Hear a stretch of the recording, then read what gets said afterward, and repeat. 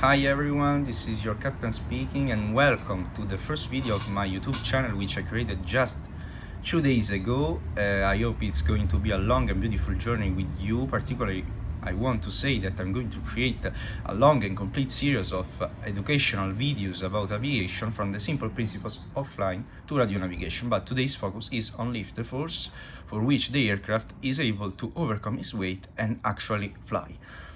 The concept of how an airplane achieves flight is rooted on the principles of aerodynamics, a branch of fluid dynamics that deals with the behavior of air when it interacts with a solid object, in this case the oncoming air and the airfoil.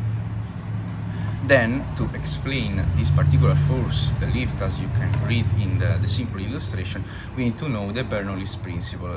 In simple words, it states that higher pressure means lower velocity, lower pressure means higher velocity. And so, as the airplane moves through the air, the shape of the airfoil causes the air above the wing to travel faster than the air beneath it. According to the Bernoulli's principle applied in this case to the wing of the aircraft, the faster moving air over the curved upper part of the airfoil, because it's curved, creates an area of low pressure. Simultaneously, the slower moving air beneath the wing maintains higher pressure. The pressure difference so results in this particular force, the lift, which enables the aircraft to actually overcome its weight and fly, as I said before. Then another important factor of lift is obviously the wing design. The wing design, the primary component responsible for lift, is obviously a wing, as we have just analyzed. So wings are carefully designed to exploit the principle of Bernoulli's theorem and respect Newton's third law of motion. There are several types of airfoil, but we are going to analyze only the type used on the airliners, such as the biconvex asymmetric, which is the most common used in civil aviation, but there are lots of other types. For example, the ones used in the military aviation or in acrobatic flight are far different from this type, which we are going to analyze in a proper way. And so, as we can see, the upper part of the wing is curved, while the lower part is relatively flat. The upper part is called chamber, it's curved. The thickness is the distance between the flat and the chamber, and it can also influence the lift. It can produce more lift, but also in contrast more drag. Then important factor of determining lift is the angle of attack. So the angle of attack is the angle at which the airfoil meets the oncoming air, known as the angle of attack, or AOA in a short form. Particularly, it's this angle, which called AOA, which is formed with the chord, which is the distance from the initial part of the airfoil to the final part of the airfoil, with the oncoming air.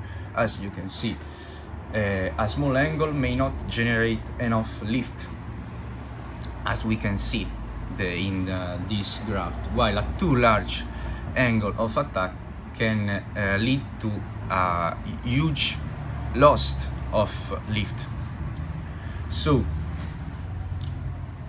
and cause a stall, a phenomenon for which the aircraft cannot generate enough lift to overcome the weight, and so it starts to fall.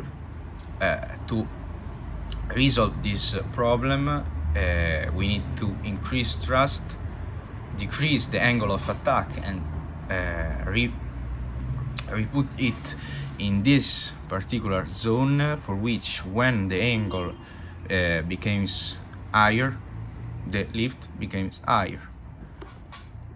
And not so, it's there's a particular value for each aircraft. For example, let's assume 10 degrees. If the angle of attack exceeds 10 degrees, then the lift starts to fall and then lead to stall. A very dangerous phenomenon.